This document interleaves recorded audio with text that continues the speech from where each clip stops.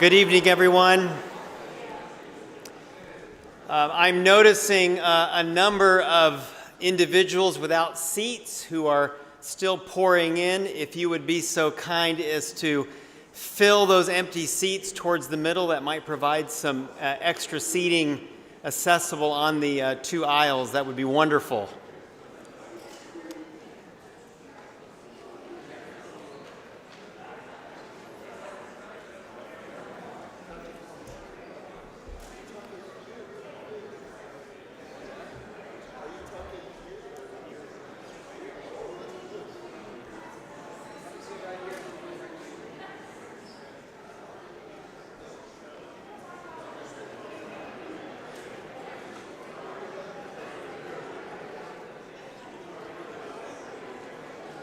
I notice a number of empty seats here in the front couple of rows as well for those that are coming in.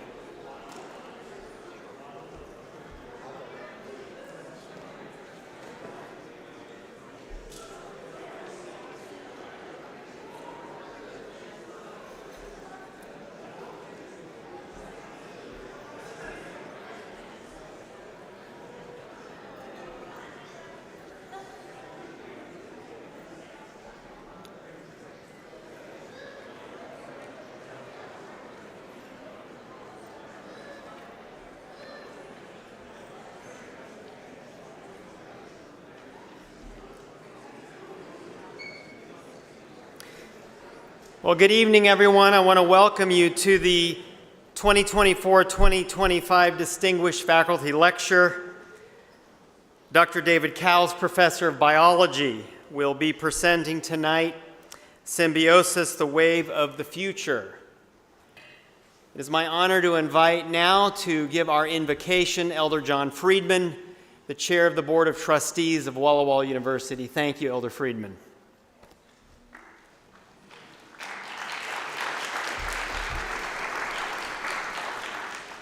I'm going to invite you to stand with me as we have prayer.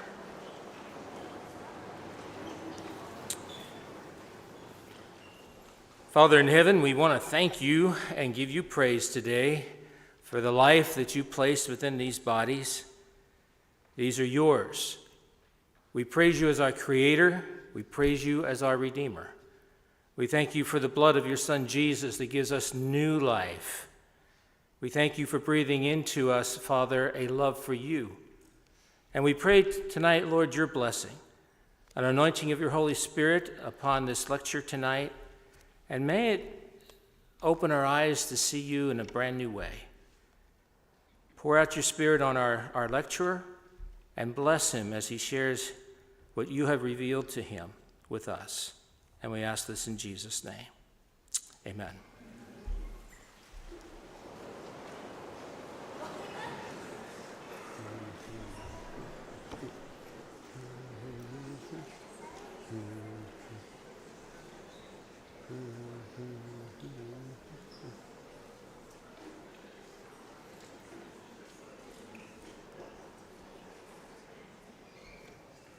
Uh-oh.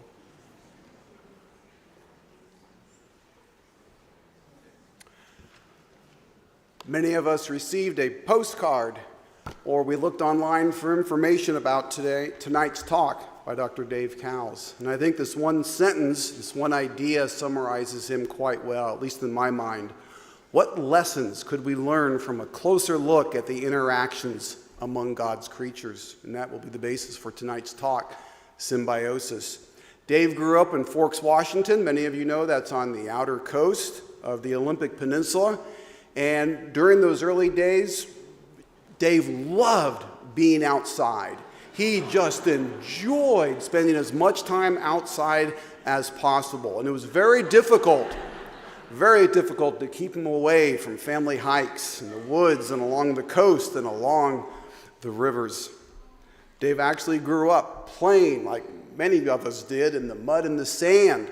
But this became a life of its own as he was studying the life in the waters of the rivers, in the waters of the lakes, and in the marine environment, especially the marine environment. And even when he was in elementary school and in high school at Auburn Adventist Academy, he still enjoyed with his family and friends discovering this wide, wonderful world of God's nature and how the different organisms that God created interact with one another. When it came time for higher education, Dave came to Walla Walla.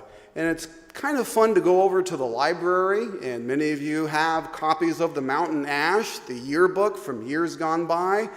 And it's intriguing to look at people's photos and to see the transitions that they might have gone through during their time at Walla Walla College, now Walla Walla University. So Dave began his studies his freshman year as a biology major and actually continued on, received a master's degree in biology from Walla Walla and underwent several transitions. One, we see Dave as freshman year. Another transition which occurred, we now see Wolfman Dave. And I look forward to seeing this again. We'll all just hear about it. I'm going to watch. It was during this time where he began his formal studies in this topic, which you'll be discussing tonight, symbiosis, with his master's research focusing on the symbiotic relationship between anemones and the algae which live inside of them. Well, there were more, bigger transitions that were in the future.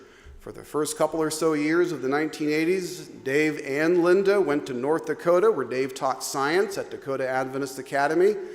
Then, more family transitions. The family grew. The family moved to California, where Dave received his PhD from the University of California in Santa Barbara, and then worked as a biology professor at Loma Linda University for a handful of years. We were fortunate in 2001 to steal Dave from Loma Linda University, and so Dave has been here since that time. Dave forgot to read the fine print. If he had, he would have realized he signed a 100-year contract, and so he will not be able to retire for just a few more years. Dave has taught and continues to teach freshman classes, graduate student classes, classes in physiology, classes in ecology, freshwater classes, marine classes, and an extremely important one, philosophy of origins and speciation. But one theme runs throughout all of these classes, and something we saw in the very first slide, where Dave explores with himself and with his students, what lessons can we learn from a closer look at these interactions among God's creatures? Well, Dave has studied tons of God's creatures with his students. Freshwater fish, freshwater mussels. We look at marine shrimp and marine crabs and isopods and eelgrass and anemones. You name it. Dave has studied it, and as much as possible, he involves a student. And so it's very common, especially at Rosario, where many of us have spent many years, to find Dave in the classroom, in boats, underwater, especially with his students. His classes are some of our students' favorite. Not everything is wonderful, however, in the classroom. Sometimes the students do get a little bent out of shape, and so Dave needs to run and hide and escape. Dave does a lot more than things within the classroom and the lab. He's also extremely important and participates in the wider community. So he and his students have done surveys out at Urchin Rocks near Rosario and given their information to Deception Pass State Park. More recently, he's been working with the Olympic National Parks, trying to figure out how do we deal with this invasive Asian clam, which is starting to come in and starting to be found in many of the freshwater environments in this particular area. One thing which is extremely important to the marine community is Dave's Invertebrates of the Salish Sea website, which you can see at the bottom here has a taxonomic key for more than 450 species of the organisms that live in this environment. And that number is impressive, but this is even more impressive to me.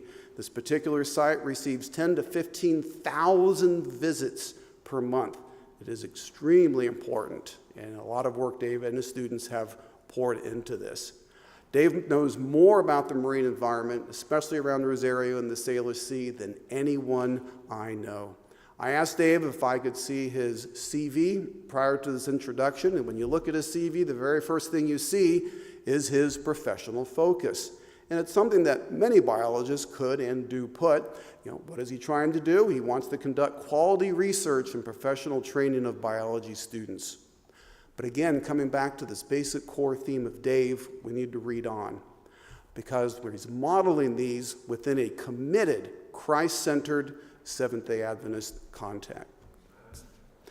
Now, as you came in today, you received a program, and on the back of that program, you will see the mission of Walla Walla University. We are a community of faith and discovery, committed to excellence in thought, generosity in service, beauty in expression, and faith in God. I can think of no one who exemplifies these things more, who exemplifies community and discovery, and especially faith, more than our speaker tonight, Dr. Dave Cowles. Thank you, Dave, for talking with us.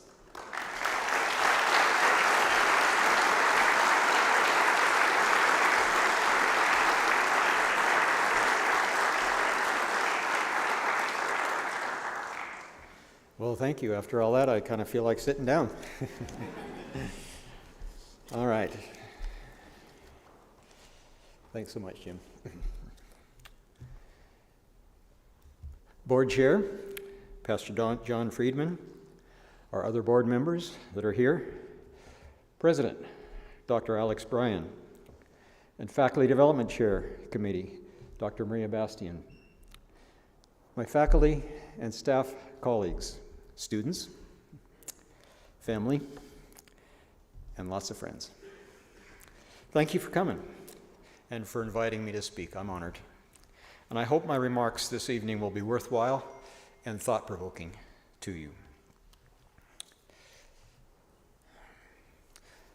There was a really wise person I heard a while back who said, "Elections have consequences." And I think I hear an audible sigh. Let's not talk about that. Ideas have consequences instead. That's a bigger idea. Ideas have consequences, and I want to explore several historical ideas in biology. First one I want to talk about is natural theology. It's actually a fairly old idea. For many years, people noticed evidence of positive interactions in so many aspects of nature and concluded that all of nature, living and non-living, was good, that there were someone in control out there. Maybe some of you, or in fact probably many of you, when you were young, learned this song called "Give, Said the Little Stream." Give, said the little stream, give, oh give, give, oh give. Give, said the little stream as it hurried on its way. Singing, singing all the day, give a... Well, you remember, probably. If you don't, that's okay.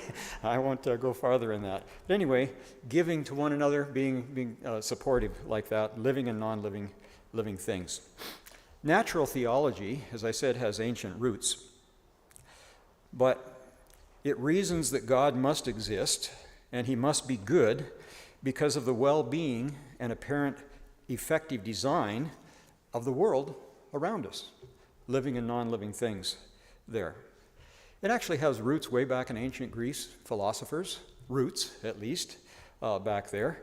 It was a very important idea in theology of both Christianity and Islam through the ages, and even has roots in the Enlightenment itself. And of course, those ideas are supported by biblical ideas as well. I think of Psalm 19 and many other chapters that talk about things like that. But it's distinguished from what we could call revealed theology that the theologians usually study because it uses natural observations, not based on what the Bible may say or something else may say, but what you can see out in nature there. As I said, that was a very common viewpoint in Christian and also in Muslim intellectual circles for many generations. Early on, in fact, a lot of the focus was on things in the sky, on astronomy. And of course, we had Ptolemy's idea that the Earth was the center of the universe, or at least of the solar system, and noticing interesting things, mathematically figuring out why, when they were following planets, it looks like the planets were going loop to loop like that in these epicycles here. And of course, that was because the Earth wasn't the center of the solar system, and to looking at some of the planets that are going in a different orbit, sometimes they look like they're going backwards and sometimes going forward, depending on how your own planet is going there.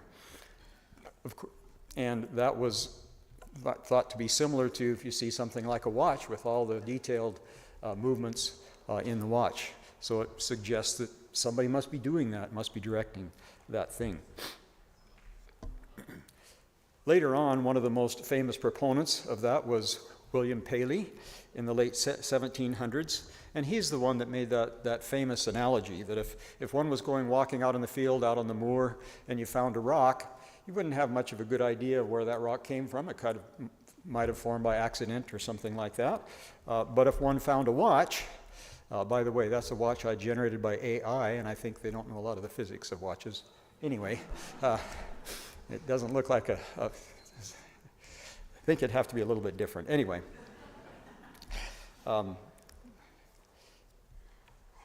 he pointed out that living creatures are much more complex than any watch. And he was especially not so interested in the astronomy as he was in biology and studying the human body and other creatures' bodies and say, look how complicated they are and how well they work together. It had to have a designer here to make something like this. He actually published several very popular books. In fact, I learned that he was a bestseller for the 1700s, the 1800s, and the early 1900s. That's a long time to be on the bestseller list, I think. One of his books called Natural Theology.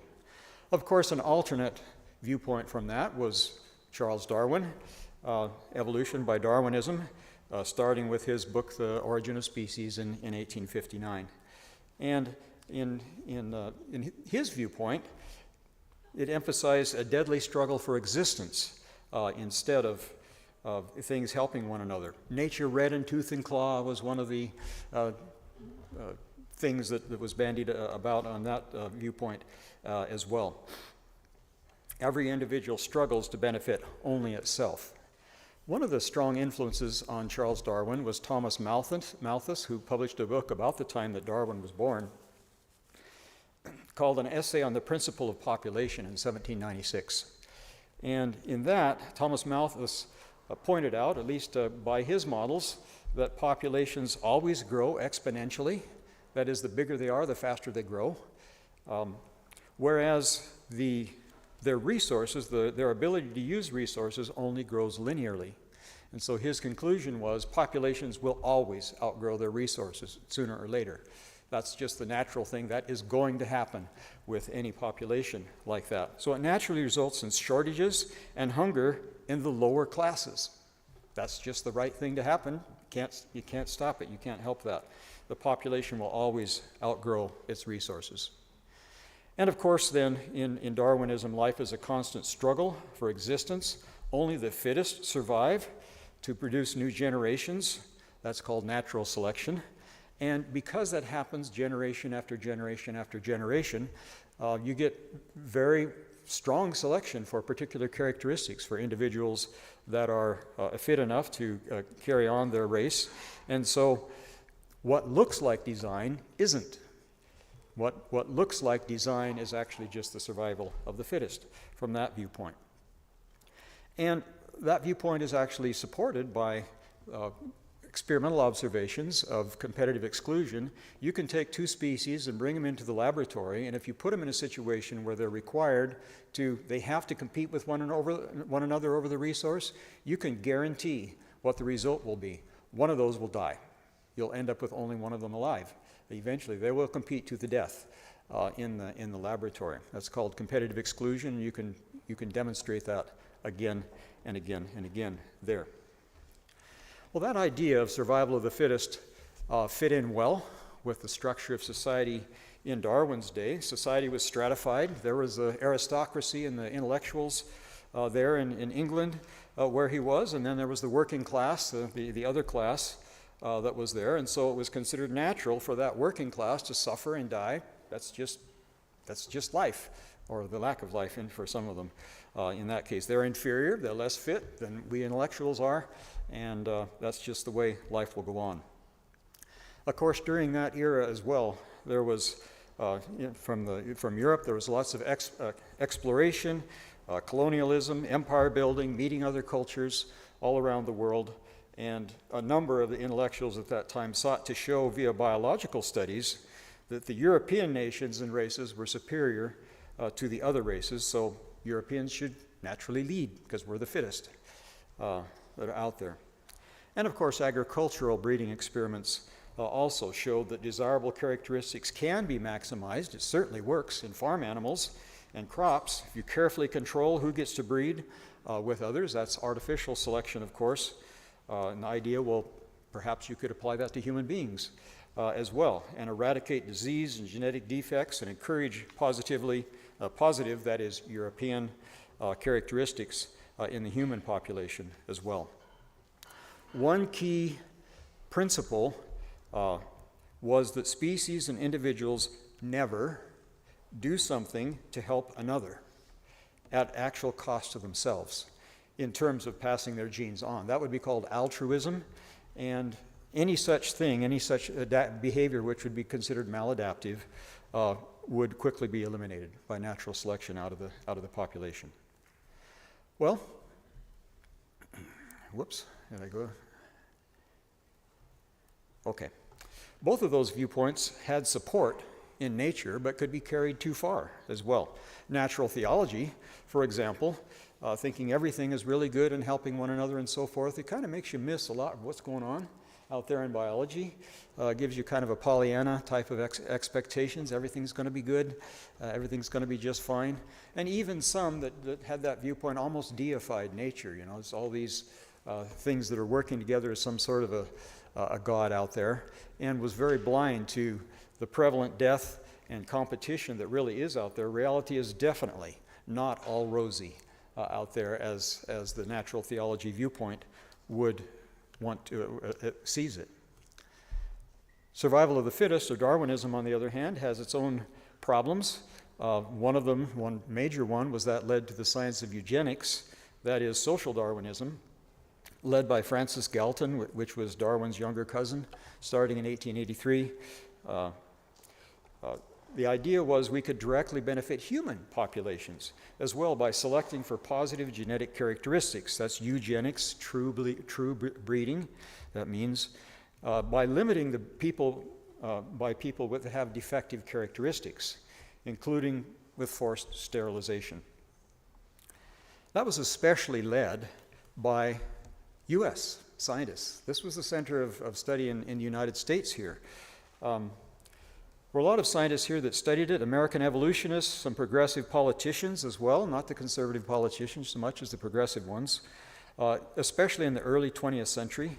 Most of the names of the scientists that were prominent in that field at that time are not really well remembered today, but you probably recognize some of the other leaders in eugenics, like Alexander Graham Bell, Henry Ford, Woodrow Wilson, Charles Lindbergh, Winston Churchill, and John Maynard Keynes, for example.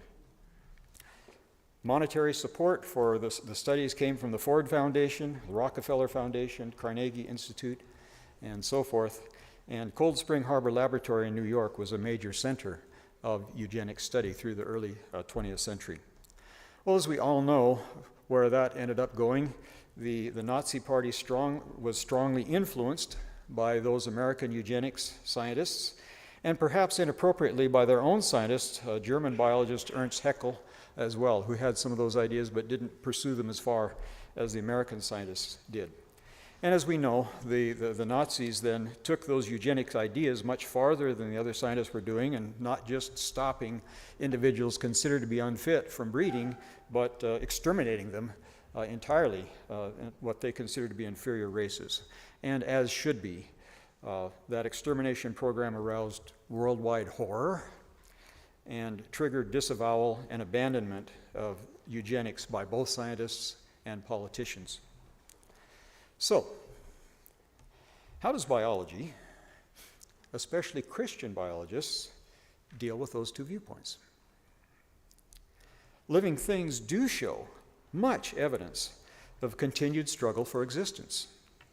But Scripture assures us that that was not how they were originally made. And unending competition to the death is not the only principle governing their existence and interactions. After all, God cares for the sparrows. And eventually the future will be different. So one question at my early entry into science here at Walla Walla College was, is there any indication of how nature could work if it wasn't based on a fight to the death for existence? And there is one well-documented situation of cooperation in nature. Some species live in a long-term close cooperation with one another, and it's called mutualistic symbiosis. Symbiosis means living together an extended period. Mutualistic means mutually beneficial to the organisms that are doing that. That was one fascinating aspect of biology which drew me in to begin a Master's of Science project here at Walla Walla College at that time with Larry McCloskey. And as Jim mentioned, found my thesis, I was studying mutualistic symbiosis between the giant green anemone called Anthopleura xanthogrammica, you can see there on the left, and a dinoflagellate algae called zooxanthellae. How does that symbiosis work? Well, you see the large anemone, they're the obvious thing, but the anemone's green. It actually is not green. If you look at the bottom right there, that's what the anemone looks like when it doesn't have algae in it. The color is the algae's color. It's not the animal's color that's there. Actually, for full disclosure, that bottom species there is not the same species as the one on the left. It's a close relative, though.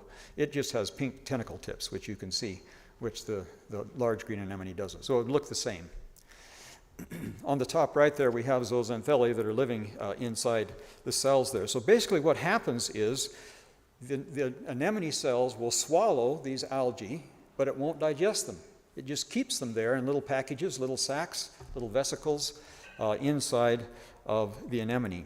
And they live a long time together. In fact, the anemones, as far as we can tell, live indefinitely. They don't have a lifespan. They'll live forever unless something kills them.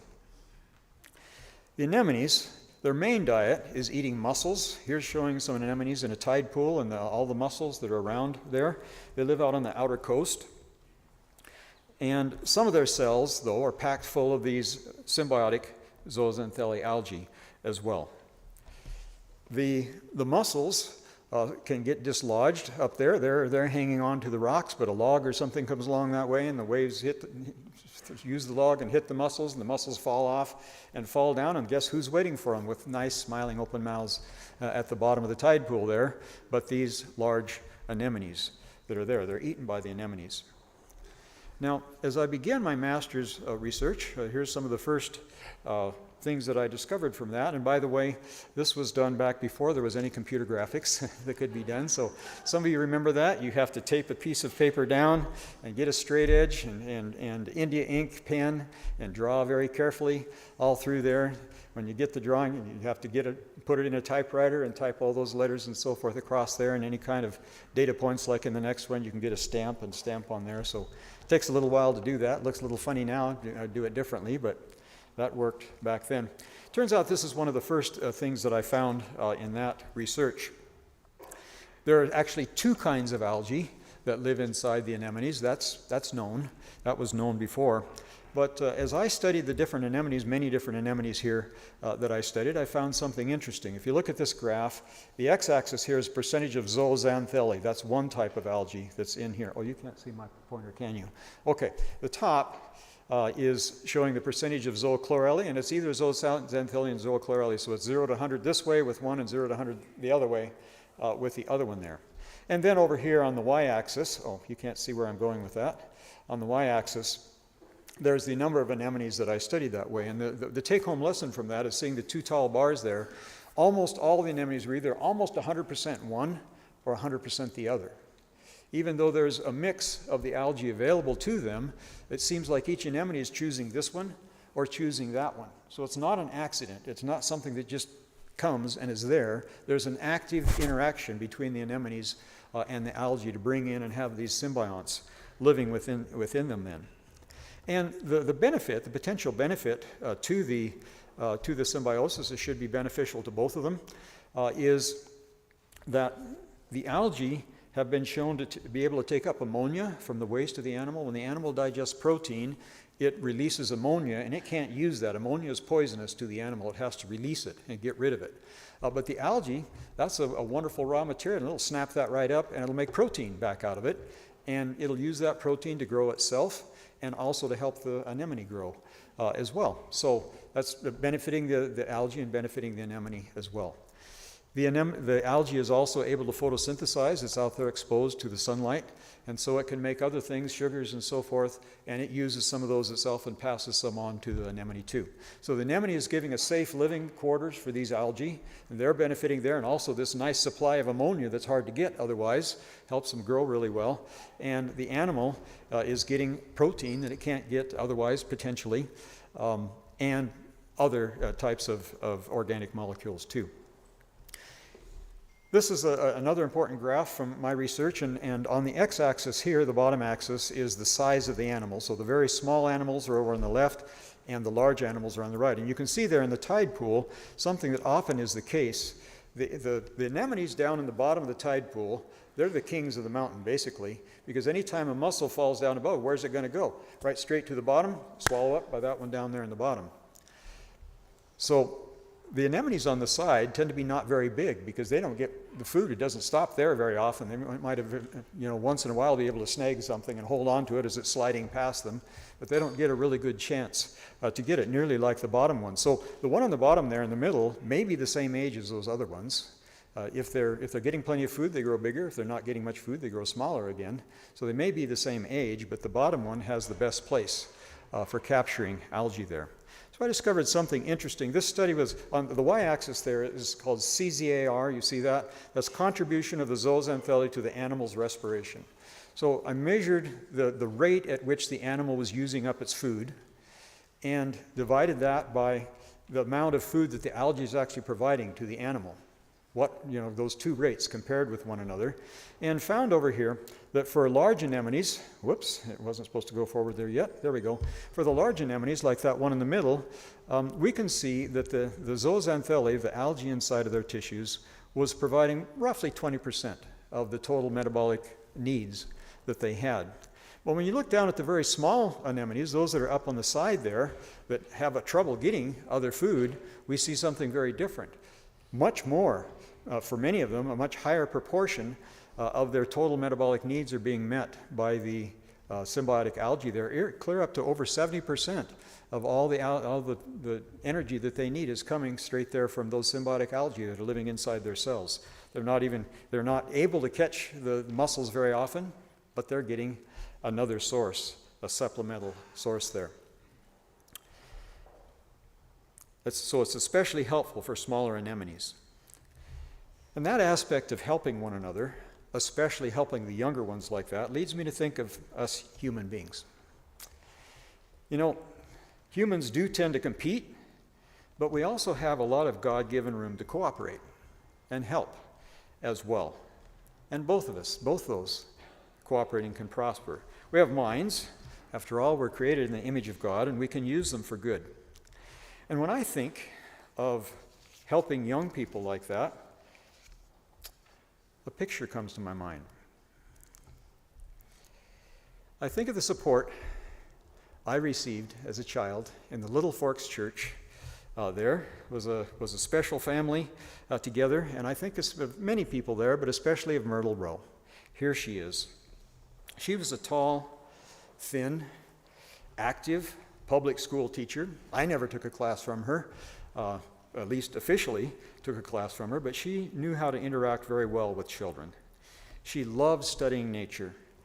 She loved wild plants, learning about wild plants, and maybe that's where I picked it up and started. Something that's been a lifetime interest for me as well. She spurred us on, us kids, there was a few of us kids there in the church, spurred us on to ask questions and follow our interests, be curious, and try new things. She was good at helping us with that. One thing I smile about now, remembering, I had big feet as a kid, and she told me that meant I had great understanding. And it took me several years to figure out she was just making a joke with me. But through her influence and others there as well in that little church, I came eventually into leading adult Sabbath school and even sometimes giving the sermon even as a young teenager there at that time.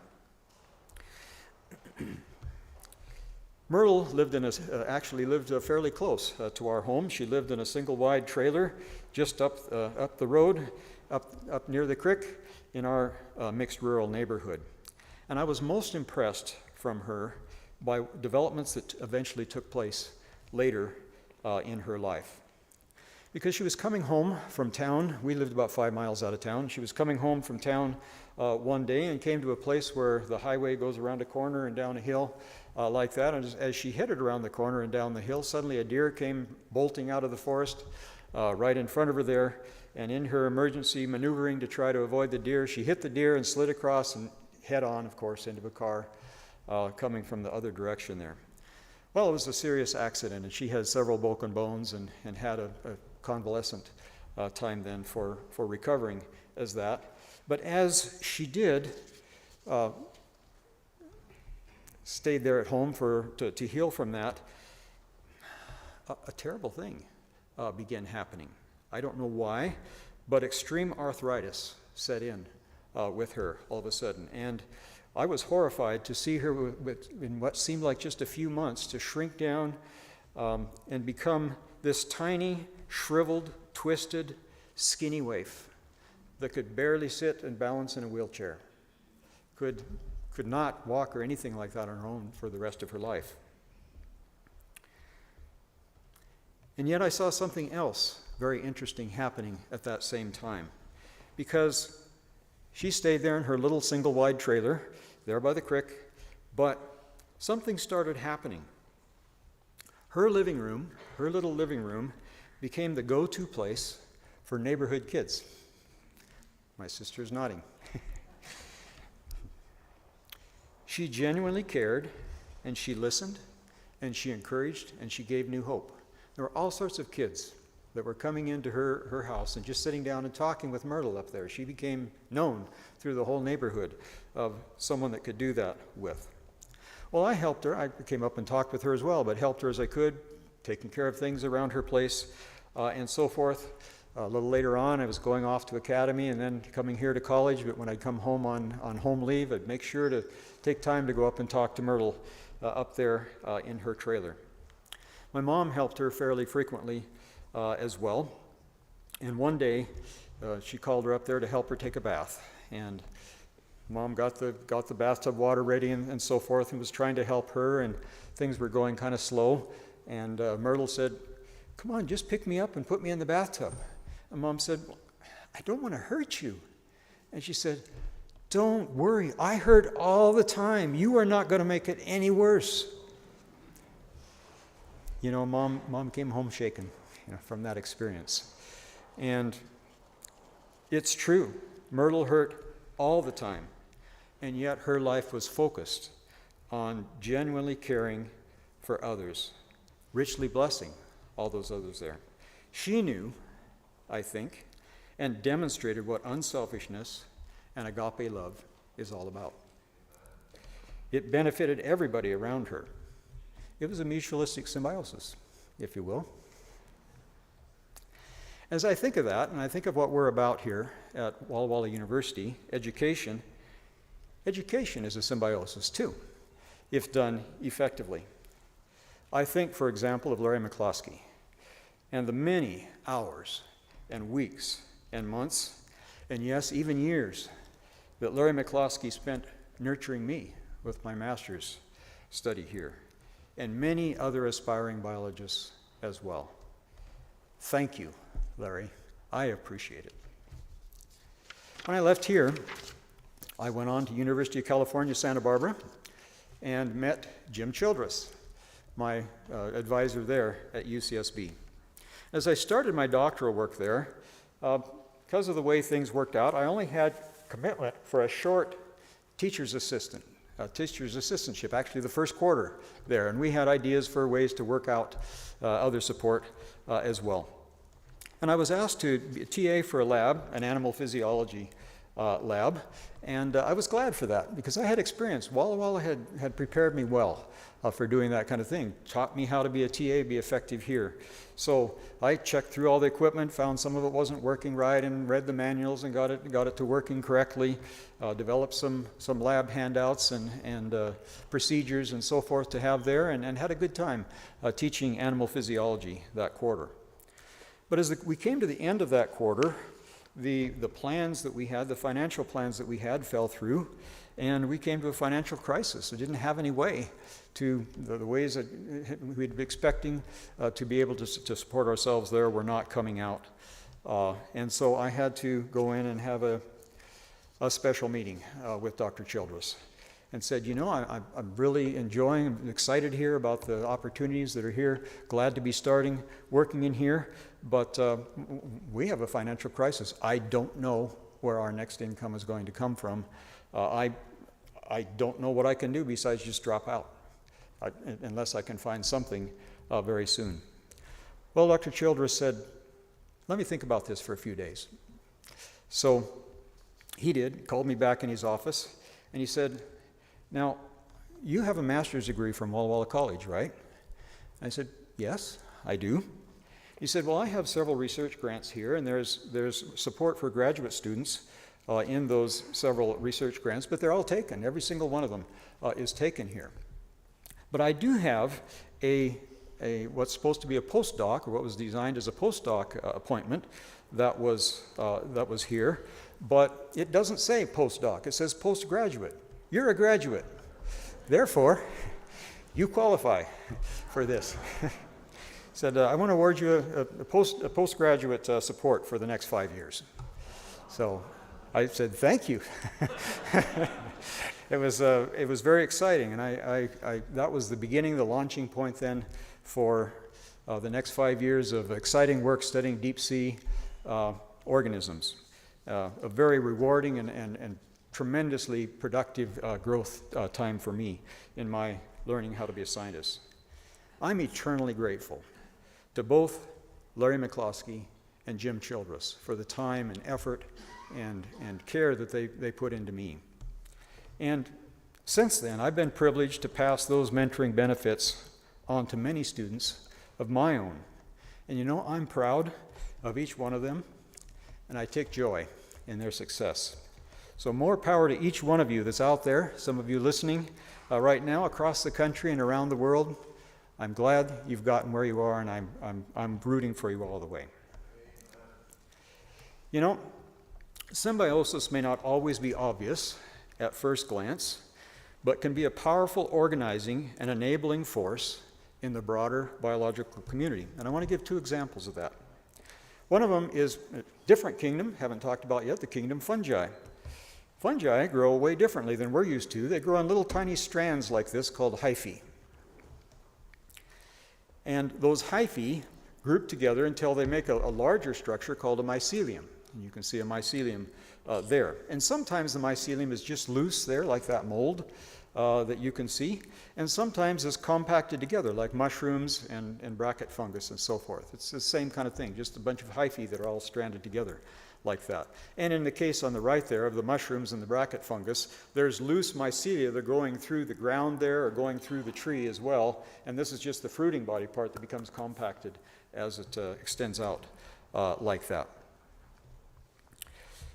There's many species of fungus. They're abundant all around us, and they're what you could call their superpower, something we're not used to, is that they're able to, they produce powerful enzymes that they release from their body, and it dissolves things around them, and then they just absorb it. They don't have a mouth.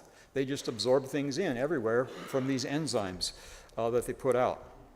And given that kind of a lifestyle, it's really common for fungi to be decomposers. Something dies and the fungi grows these hyphae over it and just dissolves it away as it digests it there. Although there are some fungi that don't wait, like those bracket fungus on the tree's still alive, but it's starting to digest the tree already there. And so some of them are parasites like that. And there's even a few fungi that are predators, little tiny creatures crawling through the soil, and they'll make a noose and catch them, and they'll let them die and absorb their nutrients that way. We can see here the signs of some fungi on campus here. That top right picture there is out behind Sittner Hall, and you can see that circle of green grass that's there. There's multiple circles like that out behind Sittner there. That's the outer edges of a mycelium that's growing out there. Years ago, a fungal spore landed in the middle of that circle and it started growing out and out and out like that. And as it gets there, it's the most active digestion they're doing is in the outer edge of their mycelium that's growing out there. It's breaking down dead things there in the soil and releasing nutrients for themselves. But the grass is doing well in that area too, because there's more nutrients. There's getting natural fertilizer in that area, as you can see. But those mycelia can get even bigger than that. If you look at the rest of the slide there, you can see those circles there. That's, as you can see, that's a topographical map. It's like looking up high and you're looking down there onto it. And those circles are places where foresters have gone out in the forest there and sampled around the area and detected a mycelium that's there underneath the ground. Now you can see several mycelia, some yellow ones and so forth, but there's the red one there. And you notice how big that circle is. You see there on the right, the top right, there's a stream, then there's a hill there that goes up, then it comes down into another valley, then up another ridge, then down the other side into another stream, and it's there. That's more than that's nearly 5 square miles. All one organism. This is the largest known organism on Earth. And it's just south of here. It's down near La Grande. You can go down there and see it. Well, you wouldn't see much. You'd see the trees. This one is parasitic, so it's attacking the trees there, and you see trees dying in that area. But it's the world's largest known living thing there, 5 square mile body. Aren't you glad you don't have a body quite that big? Anyway, there may be other things nearby here. How many of you have seen something like this on some of the trees around here on campus? That's a very similar or the same species growing here. We have a mycelium, at least one, under the campus here. It was especially prevalent up between the ad building and College Avenue there, and we used to have big colonnades of big maple trees there. Many of you that have been here a while remember that. You notice one by one how some mushrooms like this is out from in front of the ad building years ago. Mushrooms like this appear, called honey mushrooms, coming out of the bark. Pretty soon some parts of the tree start dying, and then they're cutting that one down, and then they have to do the next one, and next one there's almost none left. I think there are none left up above the ad building there. There's one down by the library still growing there as well. So it's still stalking our campus here from underground and attacking and killing especially our maple trees here on campus. So given that kind of a thing that they can do, this would seem to be a pretty deadly looking picture here. This is a scanning electron micrograph of the root of a plant, a tree. And you can see there the plant cells themselves, but inside that gray is hyphae of fungus. Clearly the fungus has penetrated into the tree and has actually gone into individual cells there. Well, that would seem to be maybe the death knell for that, but it's not, because that is actually mycorrhizae that are here. Myco means fungus, rhizae means root there. It turns out that many fungi are mutualistic symbionts with plants called mycorrhizae. And this has been known for a generation or two, but for a long time it was thought to be something that happens here and there. There's a few plants that set up a symbiotic relation like this with fungi that live in their roots. But more recently, it's turned out we were all wrong in that, or mostly wrong anyway. We found out now that up to 90% of all flowering plants use mycorrhizae. This is the rule, not the exception in these plants. The mycorrhizae grow extensively through the soil, can compose up to half of the living organic biomass in the soil itself, and they grow up and they attach to, as you can see on the top there, they attach to the outside of the plant's roots, and then they penetrate inside and to the individual cells there growing inside of the plant's roots. You'd think that was a death knell if that was a decomposition fungus, but it's not. In fact, it's actively welcomed by the plants. Physiologically, they set it up to attract the fungi and to penetrate into themselves like that. And when they do that, they dramatically extend the reach of the plant's roots. Up to 100 times more soil the roots can interact with if they have all those fungal hyphae there attached to them than they could with their own roots there. So that they enhance and even allow the plant to grow.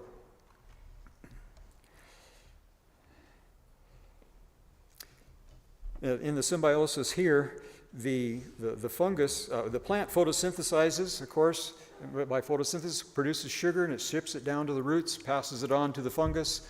The fungus uses it for its own needs. The plant has some of the sugar too. And then the fungus is out there, and it has, remember those special enzymes it has? It can even go to the surface of a rock and dissolve things right out of rock. There's hardly anything else that can do that. Phosphorus is one thing that is often bound very tightly and other things like that. So they're able to bring phosphorus there to that plant that it couldn't get otherwise. Other things too, like nitrogen compounds, nitrate, you know, the main kind of fertilizer you use, phosphorus and nitrogen, right? This fungus is providing those to the plant there. And other things too, like zinc and copper and even more water that's there. And the mycorrhizae affect the plant's growth. They affect how much it flowers and when it flowers. And even for food plants, how tasty the food plant is. If it has mycorrhizae, it can be better off than otherwise.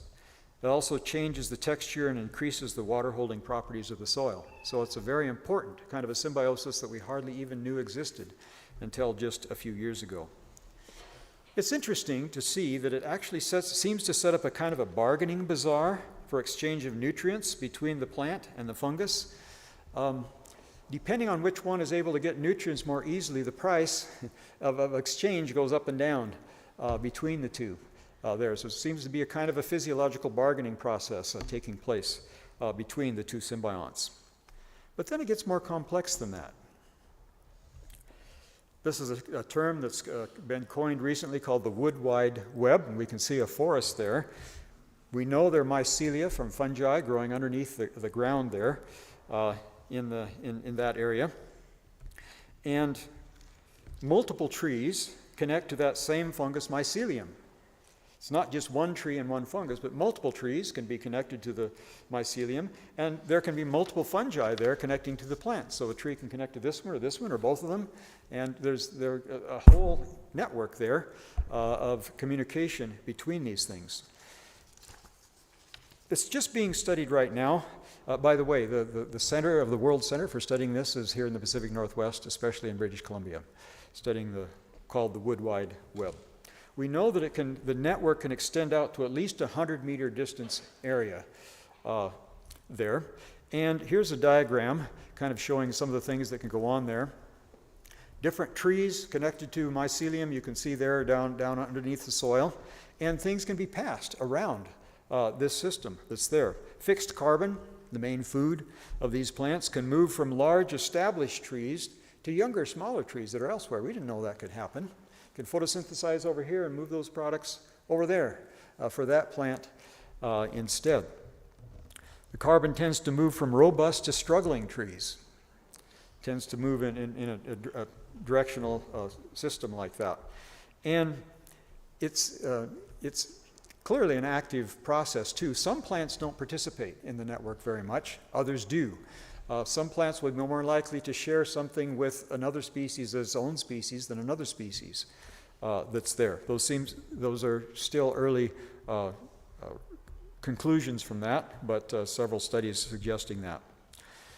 Some species don't benefit from it much at all. They're not taking part in the network. The materials move fairly rapidly through the mycelium, much faster than you can explain by diffusion, so it appears to be active transport. Things are being physically moved quickly from one place to another between the organisms are there. It's not just an accident. They've found other benefits besides just nutrition as well, that this is preliminary information as well. Some papers published on it, but still trying to figure out exactly what's happening here. For example, some plants use mycorrhizae to defend themselves. They produce toxins to keep other plants from growing near them, so they can monopolize the nutrients that are there. And it appears that they can actually send those out in the mycorrhizae to make it more efficient to go out in that area. So the mycorrhizae serves as a conduit for putting these compounds out there. Also, a recent study has found that if you have two plants, let's see, you can't see my cursor. Okay, if you have two plants here, like the plant on the right in here is attacked by insects, the plant will start producing compounds that is distasteful for insects or in some way drives off the insects from them. Meanwhile, it sends a message down to its roots and through the mycorrhizae to other plants that are nearby, and those plants, even though the insects haven't gotten there yet, will start producing the same compounds as well, so sending out a warning signal to the other plants that are there. If the plant is losing the battle and getting weaker and weaker, something else seems to happen, that a lot of the nutrients from that plant start getting taken down by the mycorrhizae and sent off to other plants. You know, you'd think at the very time they need it the most, they're struggling the most, there comes a point where a lot of the nutrients gets moved off to another place there. Is that altruism? You know, one tree benefiting another there? Or another way you could look at it is maybe the one that's really in control here is the mycorrhizae that are underground, and they're farming here, these plants, and they can put more nutrition here and more nutrition there and move it as need be between those plants. Maybe it's actually something mainly taking place with the mycorrhizae, and the plants are kind of their crop that they're raising there. Well, there's a lot more to be learned about those things. But clearly a lot more is going on in intricate interactions than we were aware of out there. And we're likely to greatly expand the possibilities of what we know that plants and fungi can do, as we're very early in studying what's actually going on here. I want to talk about the second situation I want to talk about is humans with bacteria. We're symbiotic also with bacteria. In fact, each one of us here has billions of bacteria living in and on you. In fact, there are more bacteria in and on the human body, about 39 trillion per individual, that's quite a few, than you have human cells. Did you know that? You're more bacteria than human, as far as the cells are concerned. Humans, typically, a typical human has about 39 trillion bacteria. And if you're a female, you have about 28 trillion, this is an adult, about 28 trillion human cells. For a male, about 36 trillion. So there's more cells of bacteria on you than there are human cells there. And there's very different mixes of those cells in different places on the body. This diagram is showing down on the right different types of bacteria. There are many different types of bacteria. And sampling different parts of a human body, finding what proportion of different types of bacteria there. There's many differences in different parts of the body. Now these bacteria were formerly thought to be commensals.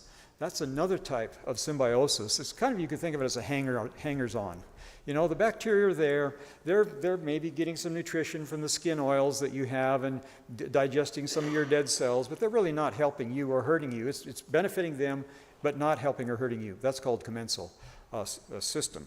But as we study them more and more, we're recognizing these are not commensals. This is mutualistic. These bacteria are good for you. We want them there on our skin.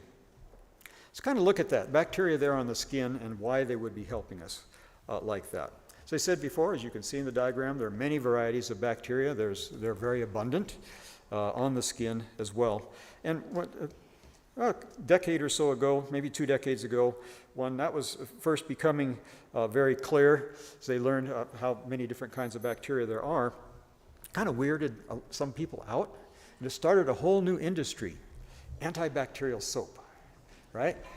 We've all seen that in the stores and so forth. Antibacterial soap, you know, it sounds like good hygiene. I don't have all these dirty bacteria all over me and stuff. Get rid of them, you know, something special to clean me off. Really true. That's a bad idea. And here's why. Because it appears that those bacteria on the skin provide an early defense by outcompeting any kind of disease organism that lands on you. Pathogenic bacteria, you could think of them in a way as being kind of like battle-scarred veterans. They've been attacked, they've lived in difficult circumstances, and they can't, in a normal society, they can't do very well, but they can fight. They can fight really well. And in fact, they can avoid being destroyed by antibiotics by different means, but usually whatever means they use makes it more difficult to get along with other bacteria very well. I'm anthropomorphizing here more than I probably should. But if you treat your skin with antibiotics, guess what's left?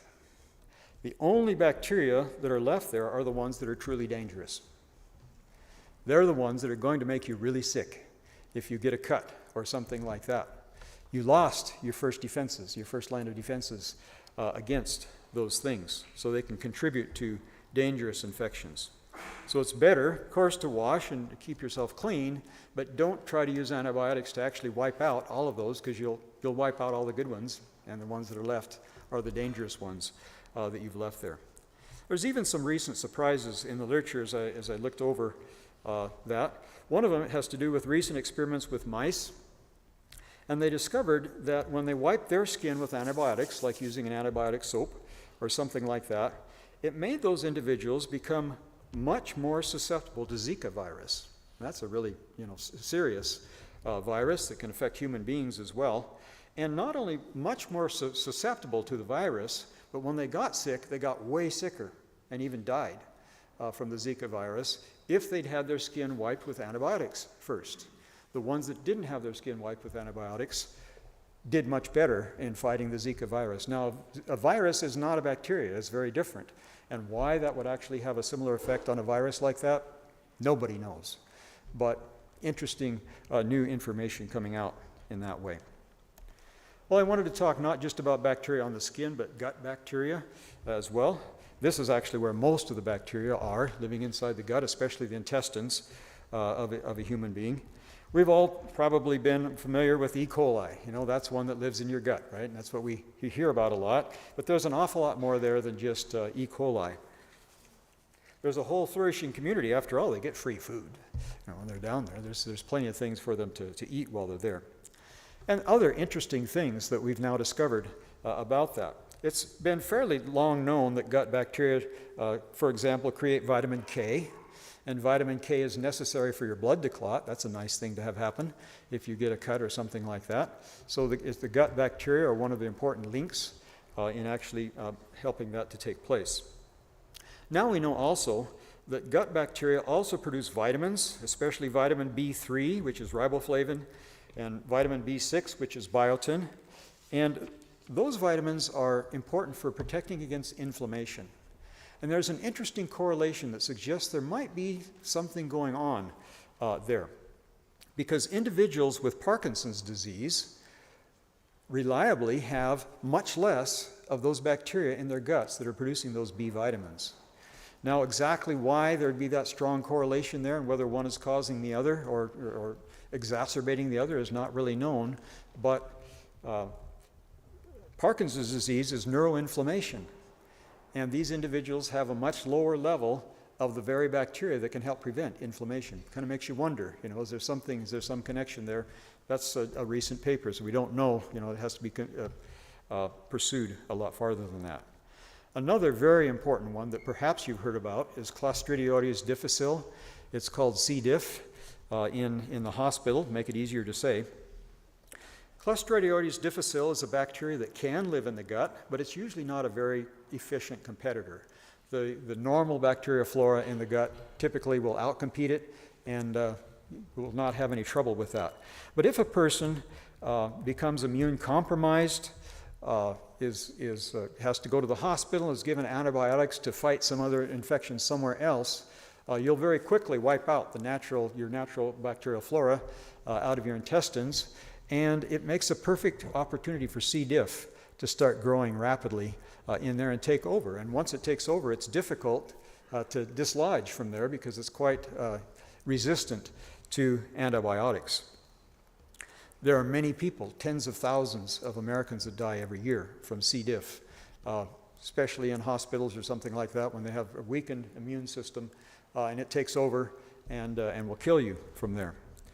That particular one, it's difficult to find an effective solution for it because most antibiotics it's fairly resistant to.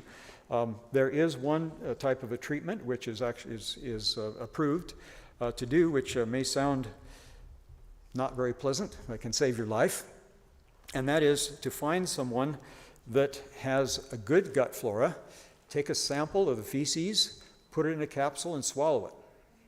And you'll do that after stopping the antibiotics. And you'll put good gut flora then that can quickly grow and push out the C. diff much better than an antibiotic could do in your gut. Many people's lives have been saved in that way already. There's other interesting things happening with the microbes, the bacteria and other microbes in our gut. For example, human gut, recently it was discovered the liver produces bile, and the bile is emptied into the upper intestine there. It turns out that there are microbes that interact with that bile in the upper intestine to produce molecules which activate the human T cells, which are immune cells. They activate them and help them to become vigilant, watching for disease organisms. They help avoid autoimmune diseases, in particular inflammatory bowel disease can be helped to be fought against by an interaction between human-produced thing, the bile, and these microbes that are living there in the gut. Other interesting things, the intestines contain very small glands called Brunner's glands, and those glands produce material that supports the growth of one type of gut bacteria called lactobacillus. You've probably heard of that one. And lactobacillus bacteria turn out to be really important for the gut, because the gut has an interesting function. Of course, you eat, and the material goes down in your gut, and then you absorb those things into your blood, right? So the lining of the gut has to be able to let in the food, but stop all the bad stuff from getting in. And it seems like that right balance of getting it just right has a lot to do with these lactobacillus, which are being cultured by these Brunner's glands that are in there. If the lactobacillus are there, it keeps a good balance of being able to let in plenty of food but keep the toxins out. If the lactobacillus get wiped out by antibiotics or something like that, the gut becomes leaky, and toxins begin appearing in the blood and circulating through the body there, leading to inflammation. It can be anywhere in your body that the inflammation can occur there. The Brunner's glands are being controlled by your brain. The brain is sending a nervous signal down to control those Brunner's glands and cultivate this bacteria that are there in your gut. And that can go several ways. For example, having a healthy gut microbiota, this was in mice now, was shown to strengthen the blood-brain barrier, because the brain has a special barrier too. You really don't want your brain to be infected with things. That's really bad news. So there's special controls there, and that is especially being maintained by microbiota that's in your gut. We wouldn't have thought about that, but having healthy microbiota in the gut helps to support that blood-brain barrier. And it's not just in the individual, it seems to have a broader aspect as well. Some recent experiments with mice, again, have found that if the mother or the father mouse before conception has had the gut bacteria wiped out from their stomach, the young are going to be more disease prone all their life. Kind of interesting why that would be. Much less healthy offspring. We now know that there's a bidirectional communication between the brain and the gut, a surprising amount, via the vagus nerve. It's a cranial nerve that circulates. It's called the vagus, means the wanderer. It kind of wanders around down through your body into through your neck, your thorax, and your abdomen, and is important in regulating the gut. And there's many things that affect the vagus nerve. Here we're showing down in the bottom middle there says dysbiosis. That means a wrong balance of bacteria, of microbes there in the gut. But the mix of gut microbes has now been implicated in affecting things like depression, autism, some types of encephalopathy, irritable bowel syndrome, and even normal growth and development of the brain and nervous system. Important to have in that two-way signaling between the brain and the gut affects all those things. Another interesting recent study with mice, if they had their gut bacteria removed by antibiotics, it actually caused a change in their physiology and also in their behavior. With their physiology, they experienced heightened physiological stress, like anxiety, and they would just huddle in one place and kind of shiver. But the interesting thing was they had more anxiety, but they would do less about it. They wouldn't hide. They'd just stay in one place and shiver, so it was actually much more likely to be caught by the predator, because they're just sitting out there in the open and not going and hiding someplace as a normal mouse would do. And then just one other interesting recent study as well. There's a gut bacterium you probably haven't heard about called Blautia, that several recent studies on Blautia have found it has a surprising suite of effects, ranging from, these are things they've determined already from it. It enhances child learning, can help prevent obesity and diabetes, and even seems to ease altitude sickness for mountain climbers. So interesting effects. There's lots of things going on in that symbiosis between us and this wide variety of bacteria in our gut that we really haven't known much about up until this time. You know, I want to talk again about some examples of human-to-human symbiosis getting along and assisting each other as well. I want to point out several who have assisted me, several others who have assisted me in my life and are greatly appreciated. One of those is Leonard Brand from Loma Linda University. My first meeting with him was kind of an accident, perfectly an accident, just put it that way. While I was getting my doctorate at Santa Barbara, my wife had a friend down at Loma Linda, and we'd go down and visit sometimes. One day I was down there, and while the ladies were visiting, I was walking around campus and seeing what the campus is like, and of course, I'd want to go to the most interesting place, the biology department, there on campus. So I was walking through the biology department and looking around, and this nice gentleman came walking down the hall and said, "Hello, can I help you?" I said, I introduced myself and said, "I'm working up there at Santa Barbara, finishing my dissertation and so forth." And he said, "Yeah, I've been watching you." I said, "What? What's your name?" Well, it was Leonard Brand. He was the chair of the department there, and I didn't realize at that time that a lot of departments are looking around for potential, future faculty and so forth, and keeping track of those things. We had a good time visiting together, and set up a friendly relationship. He invited me to come down and give a seminar about the things I was doing, and I did that, and shortly when I was finally graduating, I was invited to come down and join the graduate faculty there. And that started 14 years there of time of not only productive work and enjoying my time there, but enjoying a friendly relationship with Dr. Brand as a colleague and a mentor. There. Came to appreciate his counsel and his example of being a dedicated Christian scientist. We had lots of opportunities for thoughtful discussion and enjoyed reading his research and his writing from that. And can't leave Walla Walla out, Walla Walla University here. When I first came here to Walla Walla College as a faculty member, Scott Ligman was the chair of our department, and I really appreciate the symbiosis that he set up right away there. I appreciate the support to give a solid start in our department. He was always respectful and thoughtful and very supportively proactive, and helped me get a good solid beginning there. And another person I should mention here before going on from there actually was back when I was an undergraduate student here, and that was J. Randall Sloop. I'm sure that some of you remember J. Randall Sloop. I got to know him very well because I was trying to support myself going through here. He was the head of the student finance office. I made many visits to the student finance office and trying to figure out what are we going to do next here. He was so helpful every time. He was so understanding and thoughtful, helped me through difficult times during that time. I came to appreciate him very much.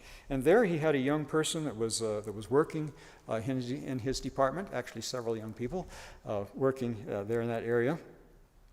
A young lady called Cassie Regenovich was just starting out there at that time, and I'm glad to see over the years that she's followed his example very well and been a blessing to many others that have been here at this university as well. It made a world of difference to me as a student, even to whether I'd be able to successfully complete college here in any kind of a reasonable time period, at least. Sometimes symbiotic relationships that you may not even realize are there may make surprising differences in the structure of a whole community. And there was a report that came out this summer that deals with that. In the tropics, there are trees called acacias that grow. In both South America and Africa in particular, Australia as well, you can have acacias. And in most of those places, there's acacia ants as well that are symbiotic with these acacias. They live there in the acacia trees. Now, there's different species on different continents, but kind of giving a general way of the way the symbiosis works here, the acacia will often provide, as you can see there in the top right, large hollow thorns. Acacias have sharp thorns. They'll poke you if you mess around with a tree. But this tree makes large hollow ones that is easy for the ant to bite a hole in and then have a house. They can crawl inside there and have a number of them living inside those thorns there. So the tree is actually providing a house, a nest for the ants to be there.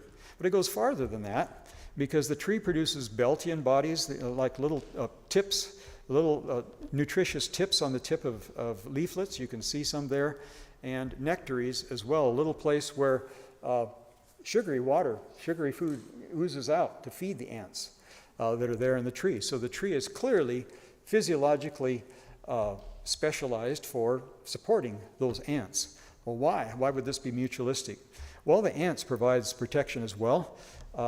They're really good at chasing off things that want to chew on the acacia, like grasshoppers, mice, something like that. They'll chase them away. But it's not just the little stuff. They'll chase big things too. If there's some big browser comes up there and starts browsing on the leaves, they'll come right down there and start painful pinching of that individual and chase them off from that acacia tree.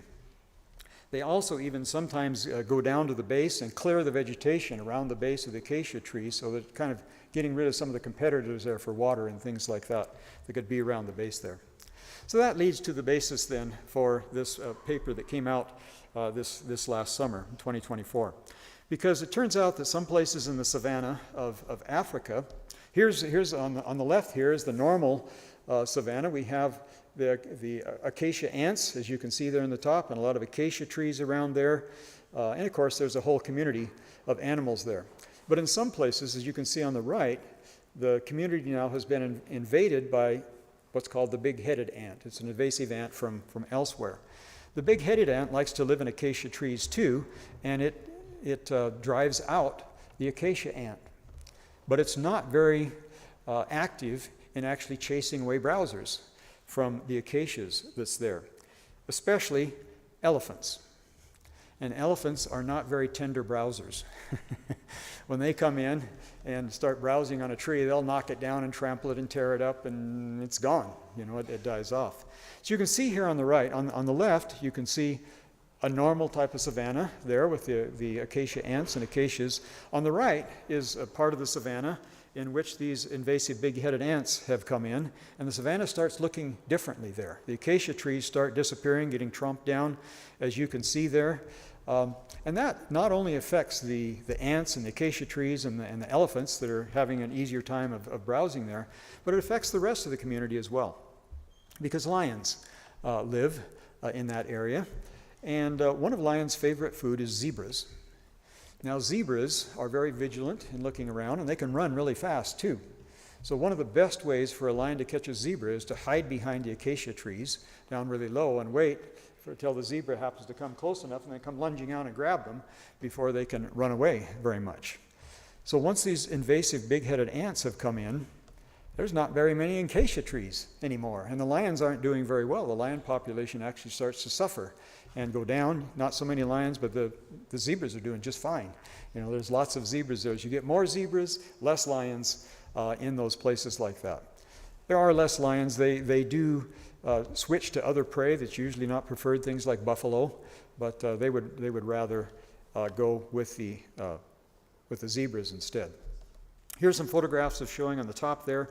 We have a normal savanna, and on the bottom is one that's been invaded by these big-headed ants. They seem to spread about a couple hundred yards per year, kind of spreading out farther and farther, so they've been several years in that one on the bottom. And here on the right, then, is an example of some of the data that they got in their study. We can see here the y-axis going up is the visibility. That is, how far can you see from acacia tree to acacia tree? So the less there are, the farther you can see there.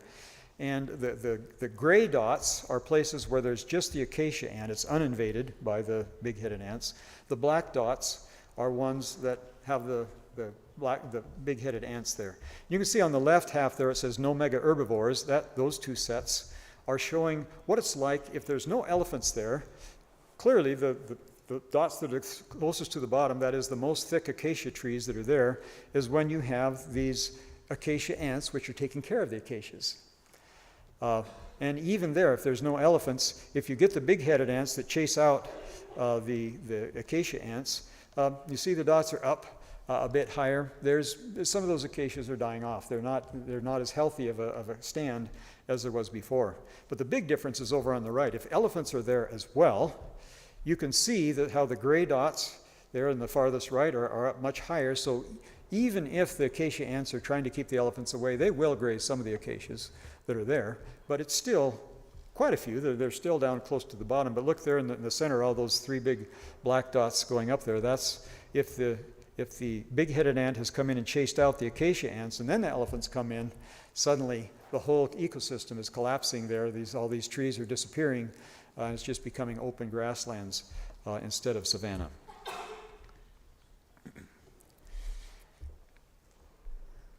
So the network of ecological relationships and the whole structure of the ecosystem has changed just by having a different species of ant living up in the acacia trees there.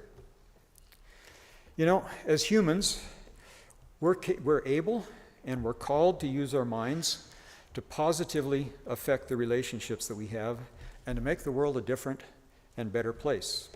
And just thinking of some of those, the fruit of the Spirit: love, joy, peace, gentleness, and meekness. Think about 1 Corinthians 13. Love is patient. Love is kind, doesn't insist on its own way, is not irritable or resentful. Those are ways to get along better, aren't they? Romans 12:2 I especially like. Be not conformed to this world, but be transformed by the renewal of your mind. Don't be our old grumbly self, you know. Let God transform it. And Colossians 3 says, put on compassion and kindness and meekness and patience, forbearing one another, forgiving each other as the Lord has forgiven you. And above all, put on love, which helps us live in perfect harmony. You know, none of us knows. Oh, I got to drop back here just a minute. So those kinds of things can happen anywhere.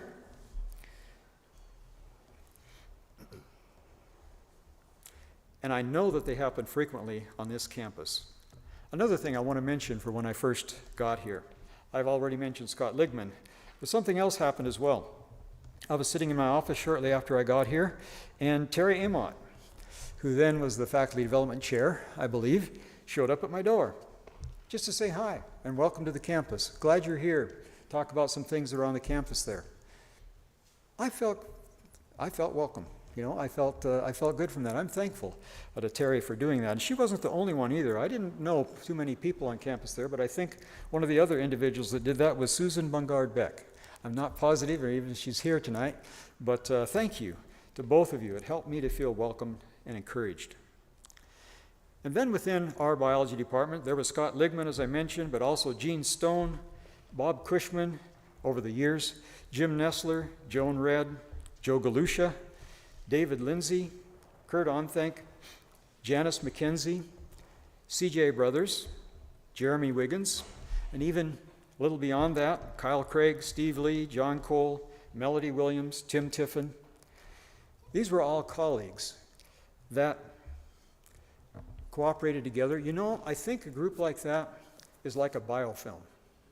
Now, a biofilm is a different type of mutualistic symbiosis. In fact, there's quite a few different types of biofilms. They're kind of complex, so I'm not going to describe them here very much, except to say it's different individuals from different species, in that case, that are all grouped together, and they're accomplishing something that's more than any one of those individual species could accomplish in being there.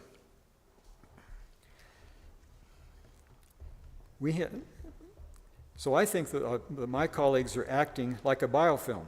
You know, we have a lot of differences. Each person is different. They have different strengths, they have different focuses, and so forth. But working together and supporting one another, benefiting students, we make a whole that's far better than the sum of our individual parts.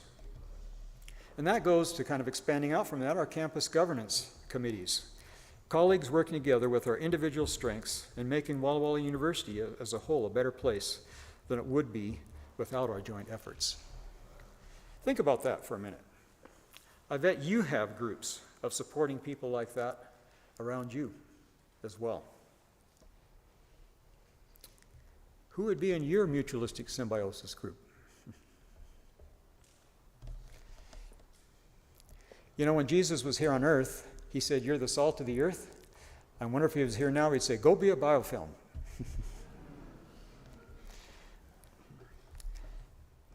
I want to give a shout out to our administrators also, like Pam Kress and Alex Bryan, because they've been focusing on consulting and brainstorming with faculty and staff and working together. You know what? Not every place does that. Not every place does that. And that's an asset that we have here at Walla Walla University. Thank you. You are making a difference as well. It'll make our campus better.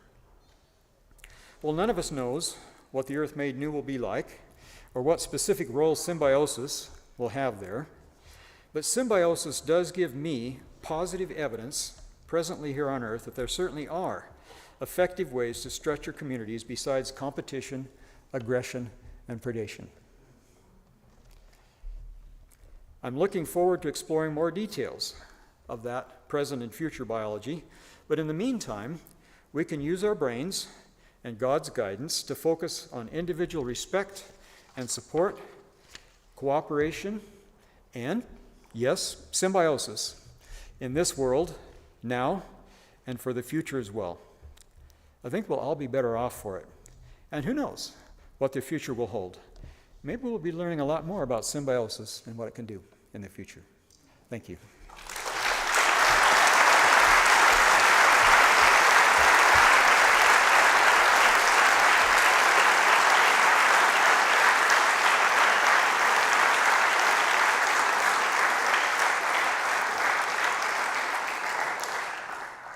Dr. Cowles, I want to say thank you on behalf of the Faculty Development Committee, as well as all of your Walla Walla colleagues and friends. Thank you so much for sharing with us, welcoming us into your world, and also helping us consider how we can engage with each other in a really new, rich way. Now you sat down, and that's what always happens in this situation, but it's actually time for audience participation, so I'm going to invite you back up. I have a mic on this side, and then this mic is going to head off on this side, and we have time for you to ask your questions. So just raise your hand, and someone with a mic will scurry over to you so we can make sure everyone online can hear as well.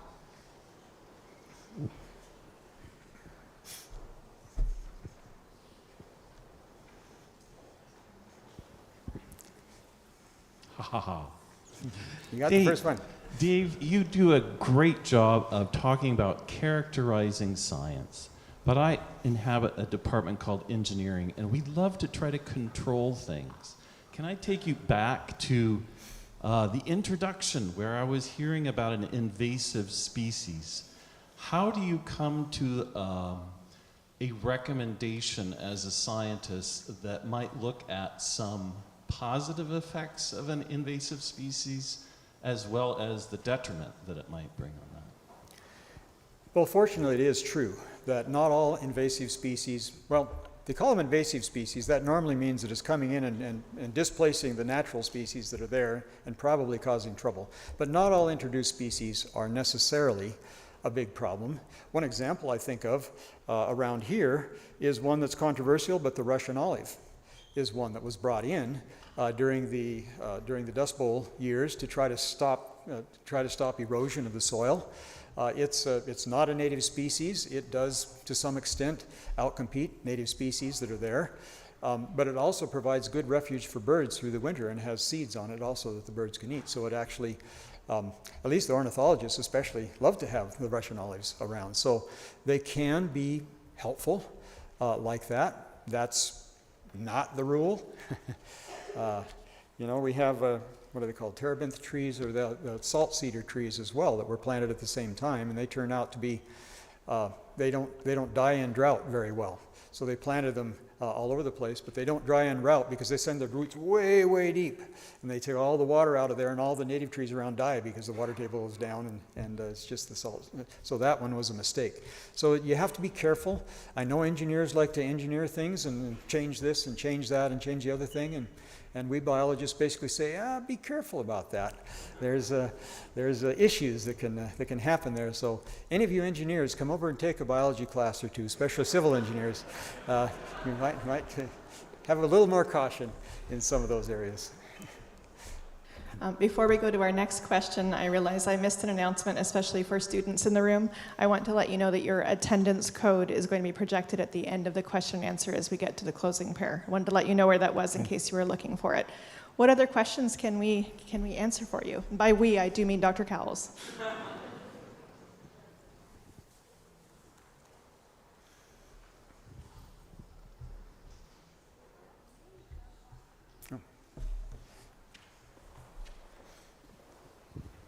So if we've talked about like species being best adapted for their environment, why is it that invasive species coming in from somewhere else are better adapted and actually do better than the species that are there to begin with?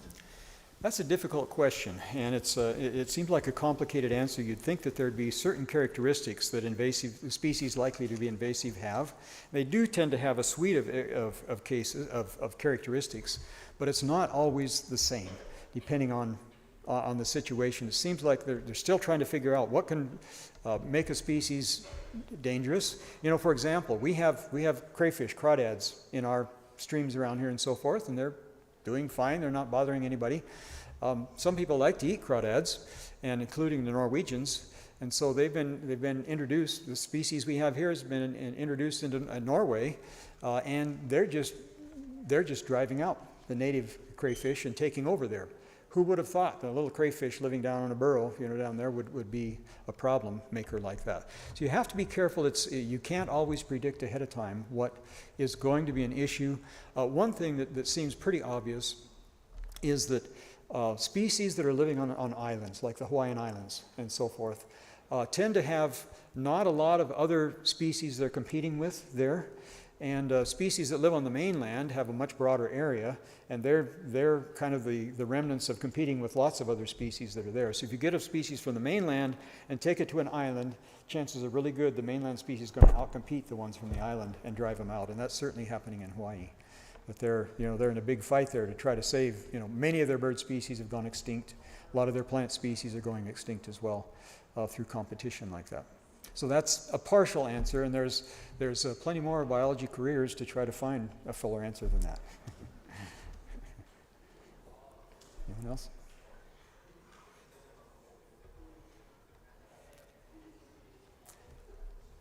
Well then, thank you for coming.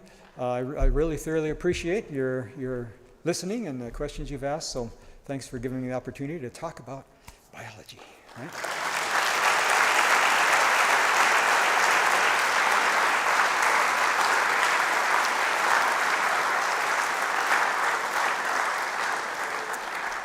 Thank you, David, and thank you for students, faculty, and community for coming out and participating in our lecture this evening. I'd like to remind you that we have a reception in the lobby following this event, and our art gallery is open for viewing. We have a wonderful show of artists, past, present, and future from Walla Walla University. Let us bow our heads as we pray. Gracious and all-knowing God, we give thanks for the gift of learning and the pursuit of knowledge. We are grateful for this time together, for the insights shared by Dr. Cowles, and for the minds that have gathered here to seek wisdom and understanding. As we leave this place, we ask for your guidance in applying what we have learned. May these insights deepen our understanding and strengthen our resolve to seek truth, to serve you and others, and use our knowledge for the good of all. Bless each person here with curiosity, humility, and integrity as they continue their own journeys of faith and discovery. Let our work be a reflection of your love, justice, and light in this world. In your holy name we pray. Amen. Thank you.